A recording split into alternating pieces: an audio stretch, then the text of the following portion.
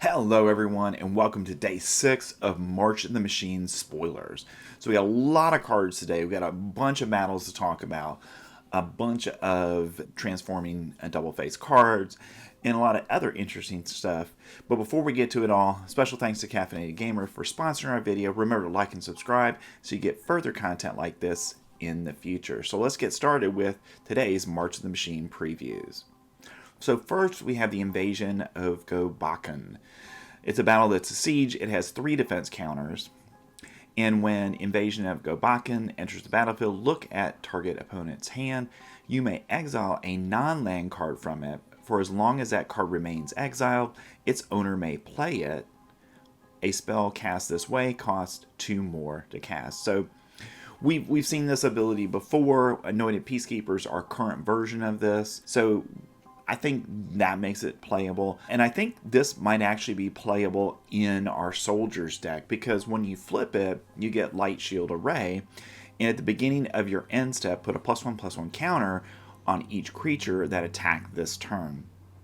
And you can sacrifice Light Shield Array, and then creatures you control gain hexproof and indestructible until the end of turn.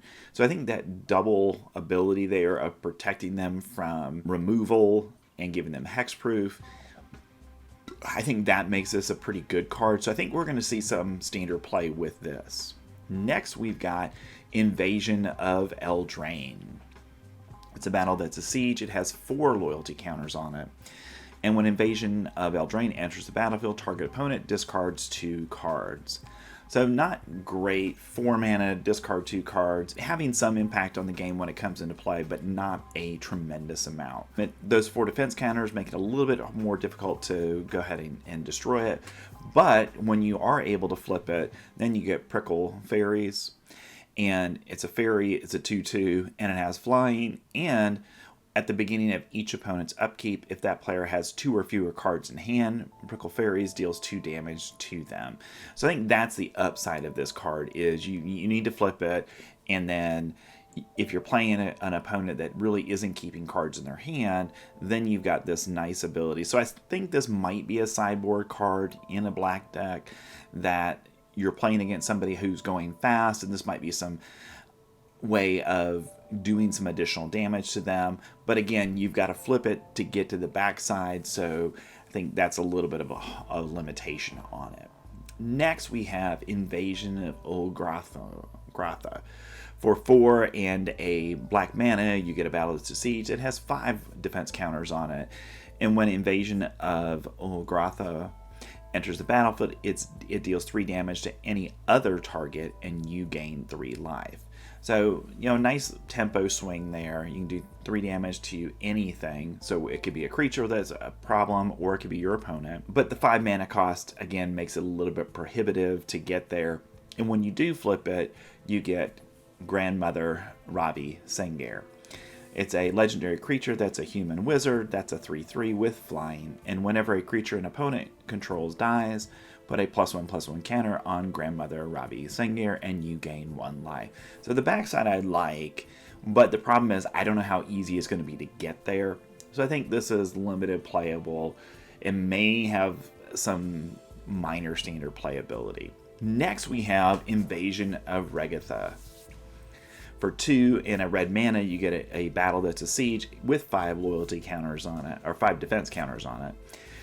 When Invasion of Reggaeta enters the battlefield, it deals 4 damage to another target battle or opponent, and 1 damage to up to 1 target creature.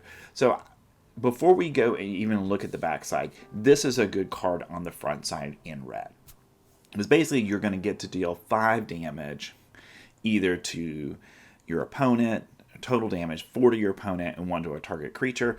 And with as many small creatures as we have running around early in the game, this is a great turn 3 play. And 4 damage for 3 mana, that's a pretty good rate for us overall. So I can see this having standard playability in a mono red deck. Now, if you can do the 5 damage and remove the 5 defense counters, then you get the backside of it, which is Disciples of the Inferno, which is a human monk that's 4/4 with prowess. And I think that is, for me, is a big selling point, because if you can knock this out the turn after it comes into play. Then you've got this 4/4 with prowess that will become something that's difficult for an opponent to deal with. And it also has, if a non-creature source you control would deal damage to a creature, battle, or opponent, it deals that much damage +2. So kind of Torbrand's ability that we saw from Throne of Eldraine, where it gives 2 additional damage to red sources that deal damage. The limitation here obviously is, though, it is not creature damage, but if we are in a deck that has Invasion of Reggaeta and a few other battles and another battle or 2 in it, plus Play with Fire, plus Lightning Strike, plus Kumano faces Kakazan, I mean, you're seeing a lot of little sources that deal incidental damage to that, or even Chandra, the 3-mana Chandra that we've got. So I think there's definitely a place for this. And again, the question is, can you get it to the back side? And that's going to be the issue. Again, I like the front side. I think it's playable just with the front side ability, and I think it's a good card for Standard. Next, we have Invasion of Alara for 1 white, 1 blue, 1 black, 1 red, and 1 green mana. You get a battle that sees that has 7 defense counters on it. When Invasion of Alara enters the battlefield, exile cards from the top of your library until you exile 2 non-land cards with mana value 4 or less. You may cast one of those 2 cards without paying its mana cost, put one of them into your hand, then put the other card exiled this way on the bottom of your library in a random order. So you get to draw cards from your deck until you find 2 that are for value or less. So that's an okay ability right there. You get to play one for free, so it's kind of reducing the cost a little bit, and you get to keep the other one. So, but again, it's that variability. You don't get necessarily to choose which one you get, but it has some potential for Standard playability, especially because we already have other 5-color decks that are kind of out there. Now, if you are able to do 7 damage to it, then you get Awaken the Maelstrom, which is a sorcery, and Awaken the Maelstrom is all colors. Target player draws 2 cards. You may put an artifact card from your hand onto the battlefield. Create a token that's a copy of a permanent you control. Distribute 3 +1/+1 counters among 1, 2, or 3 creatures you control, and destroy target permanent an opponent controls. So the backside of this, if you can flip this, there's a tremendous amount of value there. The question is, can you flip it? Now, we do have Atraxa in the format. So because of Atraxa, I think this has some playability, because you play Atraxa and you hit this, and it immediately flips, and you get all that additional value. And Atraxa in and of herself is a tremendous amount of value anyways. So I think this is something that those decks will want to consider as a 1 or 2 of in the deck, as something additional to give a lot of value to you in those games. Next, we have Invasion of Azgal. For a black and a red mana, you get a battle that's a siege that has 4 defense counters on it. And when Invasion of Azgal enters the battlefield, target player sacrifices a creature or planeswalker and loses 1 life. So I'm just on the front side of this. It's a good card. It's 2 mana, make your opponent sacrifice a creature or a planeswalker, and it does 1 damage to them. So that in and of itself makes this a good card. So I think our Rakdos deck will want to consider this as an option. Now, it's got 4 defense counters on it, so if you do go ahead and do the 4 damage to it, remove from the game, and it transforms, then you get Ashen Reaper. It's a zombie elemental that's a 2/1 with menace, and at the beginning of your end step, put a +1/+1 counter on Ashen Reaper if a permanent was put into a graveyard from the battlefield this turn. So if you can kill something on that turn, then it gets a +1/+1 counter. So I think this definitely is Standard playable, and I think that the Rakdos deck will want it. And as we go back to the Invasion of Reggaeta, these two cards would work well together, because what you would get is you play this on turn 2, you play Invasion of Reggaeta on turn 3. Invasion of Reggaeta does 4 damage to Invasion of Azgal, flipping it, transforming it, and then you get your zombie. So I think that's a very nice play. And remember, it also does 1 damage to a creature, so if there's a 1 toughness creature out there, then it also kills that creature, and then this would then on turn 3 get that +1/+1 counter as well. So I think those are 2 battles that actually, interestingly enough, are going to see play together. Next, we have Invasion of Kailem for 2. A red and a white mana, you get a battle that's a siege with 5 defense counters on it. And when Invasion of Kailem enters the battlefield, up to 2 target creatures each get +2/+0 and gain vigilance and haste until the end of the turn. So if you've got another creature you can play on this turn, then it would immediately get haste. So that's an advantage of this card. But again, for 4 mana, 5 defense, I'm not sure that there's enough value there to push this into standard playability. Certainly in limited, a good card. But if you are able to do the 5 damage to it, then you get Valor's Reach Tag Team. It's a sorcery, and you create 2 3/2 red and white warrior creature tokens with whenever this creature and at least 1 other creature token attack, put a +1/+1 counter on this creature. So where I can see this potentially seeing play is in the Mardu tokens deck that we've got out there. That's really not a top tier deck, but it's a good deck, and this might fit into that deck okay as a way of buffing a few of those creatures tokens that you create, but also then on the backside getting these 2 3/2 tokens, and it's almost a guarantee that you're going to get a +1/+1 counter on it every turn because you've got other creature tokens already on the battlefield. Next, we have Invasion of Xerox. For 2, a white and a blue mana, you get a battle that's a siege with 4 defense counters on it. And when Invasion of Xerox enters the battlefield, return up to 1 target creature to its owner's hand. So not a great ability on the front side, but it only is 4 defense counters on it. So I can see it potentially as having some play in an Angel or a Knight deck, because on the back side of it, you get Vertex Paladin. That's an Angel Knight, and Vertex Paladin's power and toughness are equal each to the number of creatures you control. So in a dedicated Angel deck, in a dedicated Knight deck, this has some playability because of that. Now, I don't know if we're going to get to a place where Glorious Knights are playable until we get to Wilds of Eldraine in the fall, but this is an okay card potentially for that deck. And the fact that Vertex Paladin has flying, I think that in of itself makes it a little bit more desirable, at least, because you get that evasive threat. All right, those are our invasions for today. Now let's get into our transforming double face cards, and the first is Tarkir Dust, our Dune Shifter. For 1 mana, you get a 1/2. That's a dog warrior. It transforms for 4 and a green mana into Burnished Dune Stomper. It's a 4/3. It's a Phyrexian dog warrior with trample. The front side is okay. My one thought about almost all of the cards that we're going to see today is that the transform cost is so high that I don't think they see play outside of limited. While I think a 1/2 is an okay card, I don't see it as something that's going to see standard play. Next, we have Order of the Mirror. For 1 and a blue mana, you get a 2/1 human knight. So, okay, not great. 2/2 would have been better. And you can transform it for 3 and a white mana or 2 life. You can transform it into Order of the Alabaster Host, which is a Phyrexian knight. It's a 3/3.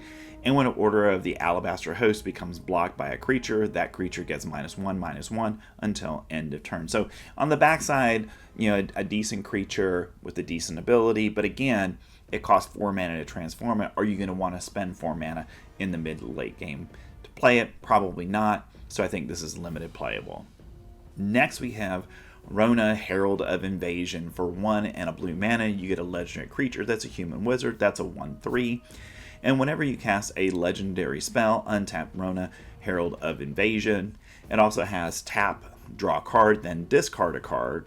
And it can be transformed for 6 total mana, 1 of them black or 2 light. And then when you do that, you get Rona, Talarian Obliterator. which is a legendary creature. That's a Phyrexian wizard. It's a 5/5 with trample.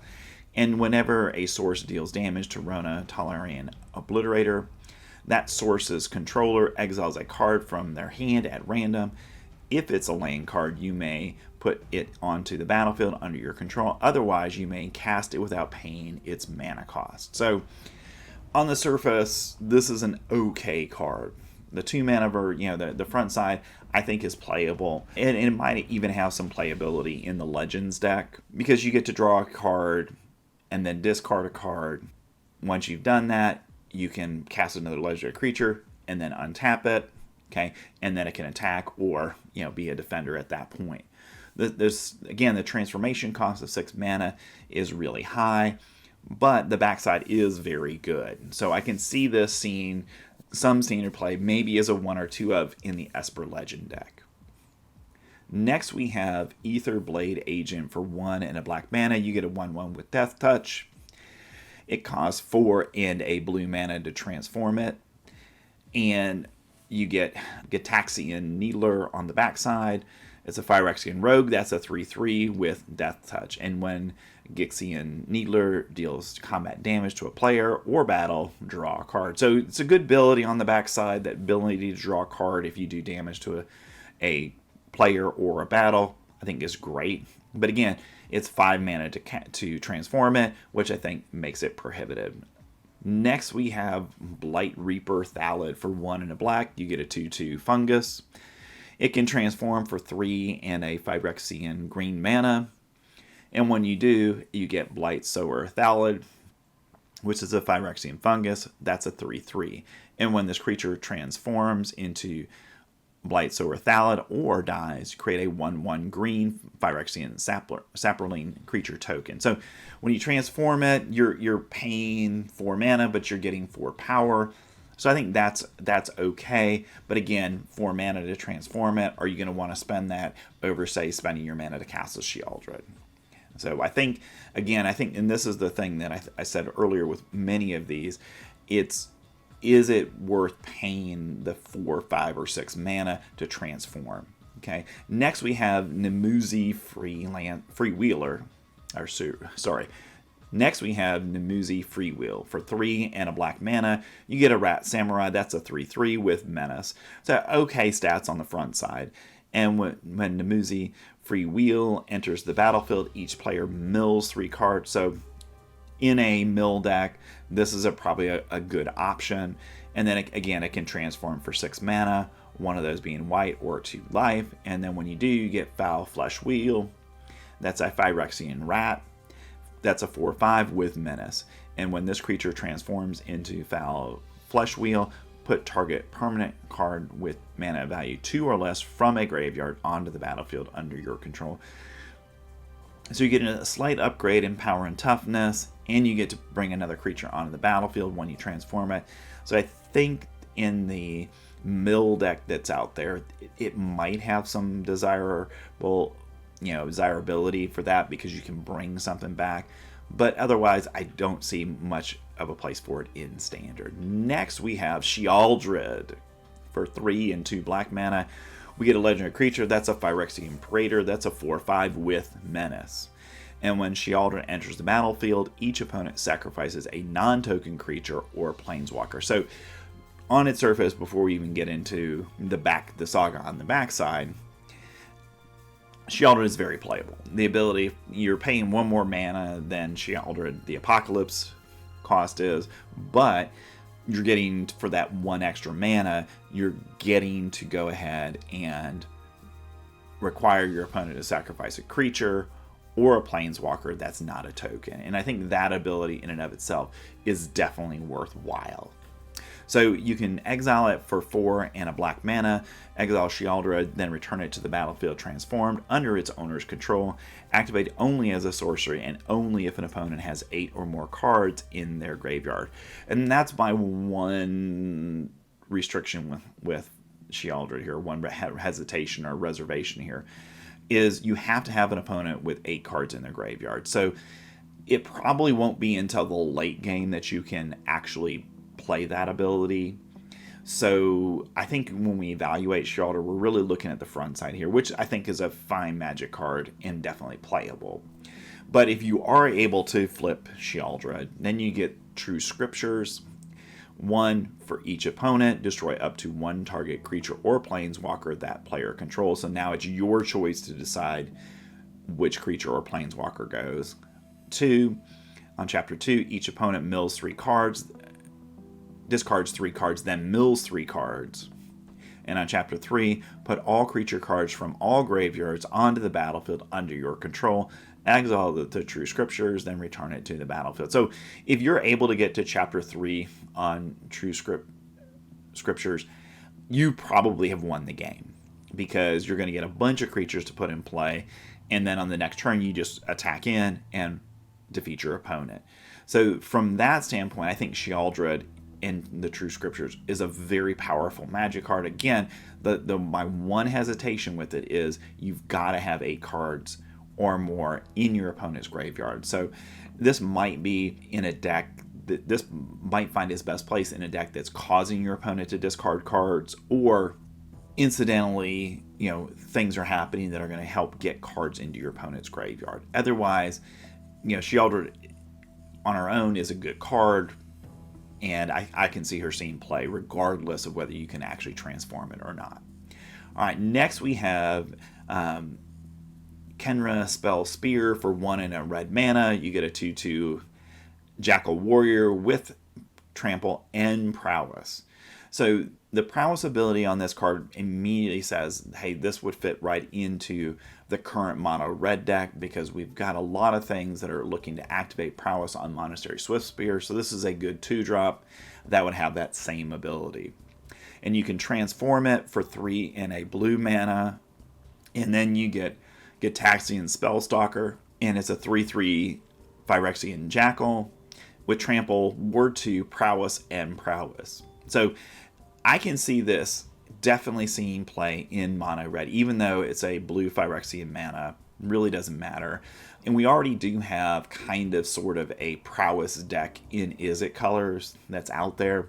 Not strong enough right now to be a real standard player, but this might be a card that helps it a little bit. So I think this has playability in standard, in mono red, or Izzet Prowess as a pretty good card in it, because that Trample is what really sells me on this card, because you're going to be able to attack, and even if you can't attack without getting blocked, at least you're going to get some damage in, and I think that in and of itself is a really good ability on this card. Next we have Herbology Instructor for 1 and a green mana. You get a Treefolk Druid, that's a 1/3, and when Herbology Instructor enters the battlefield, you gain 3 life, and again you can transform it for 6 and a black Phyrexian mana, and when you do, you get Alignment Summoner.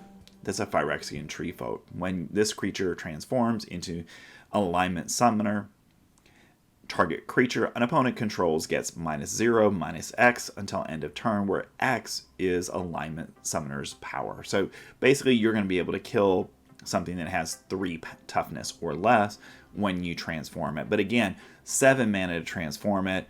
I mean, I guess you would do it in a late game when you really don't have anything else to do. But otherwise, I don't see this as a really strong standard playable card. Good in limited, but not necessarily strong in standard. All right, so those are our transforming double face cards. So now let's get into regular cards from the set that we got today. First, let's talk about our team ups.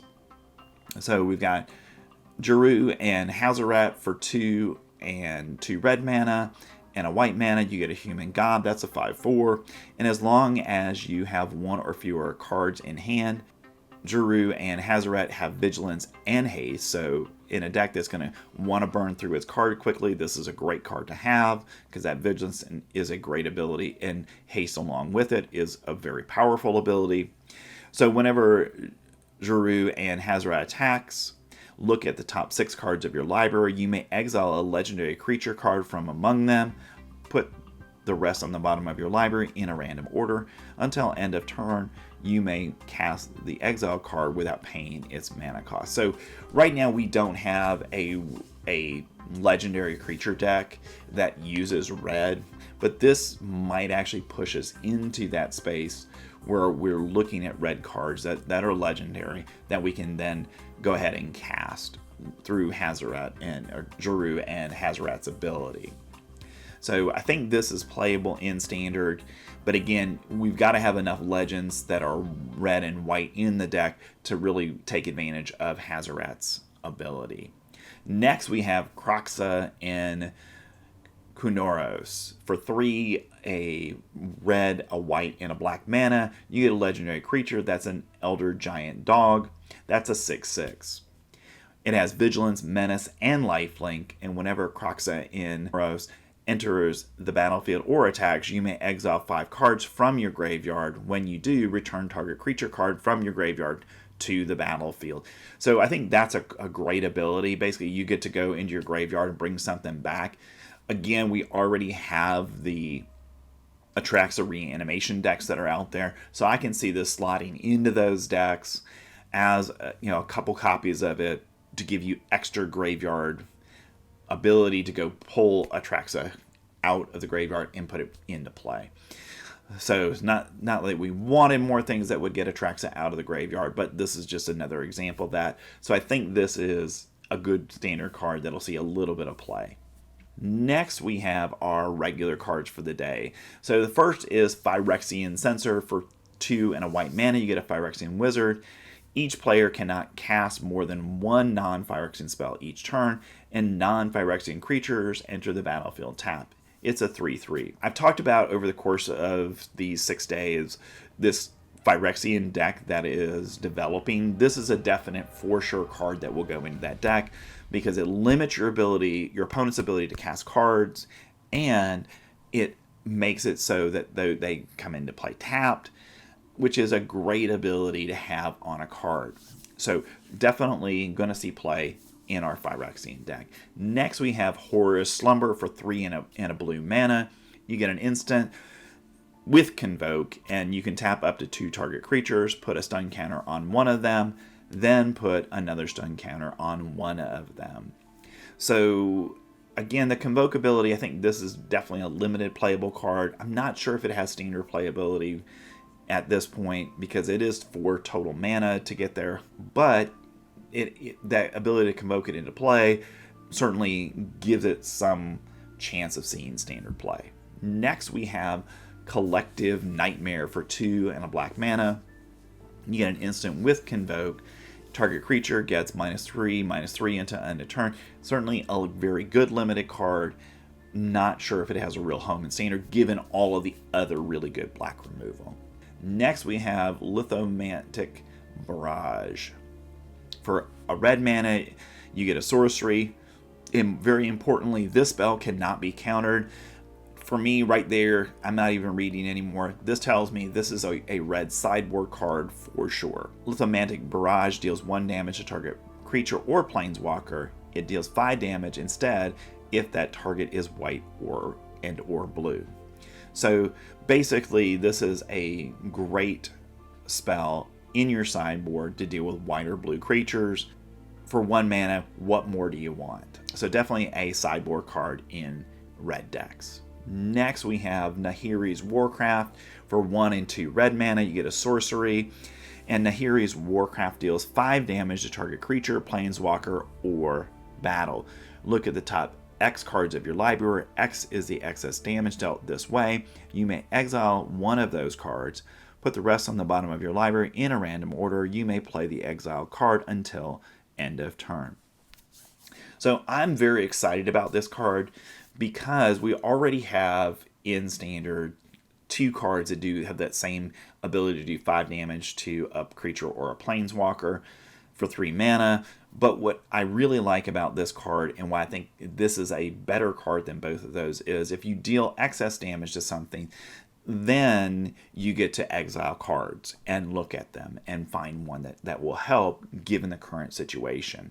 So I think this is definitely a sideboard card in red decks, and it might even be main deckable if we see a lot of battles in decks. So because I can see you playing a battle on turn 2. On turn 3, you play this, you kill the battle, it flips. You potentially, if it's one of the four defense counter ones, you then get to look at one or at least one card, maybe more, depending on the situation. And the result of that is you're getting a lot of value out of it. So I think No Heroes Warcraft is definitely standard playable, definitely something that will at least see sideboard play, depending on the way the format goes. Next, we have Rampaging Raptor for 2 and 2 red mana. You get a dinosaur, that's a 4/4. It has trample and haste. And you can pay 2 and a red mana, and Rampaging Raptor gets +2 until end of turn. So this is a mana sink in the mid to late game. When you don't have stuff to cast, you can put your mana into Rampaging Raptor. And then whenever Rampaging Raptor deals combat damage to an opponent, it deals that much damage to target planeswalker that player controls or battle that player protects. So I think this is a fantastic card. I'm right now, as I look at mono red, this would go in over Thundering Raiju because it offers so much value.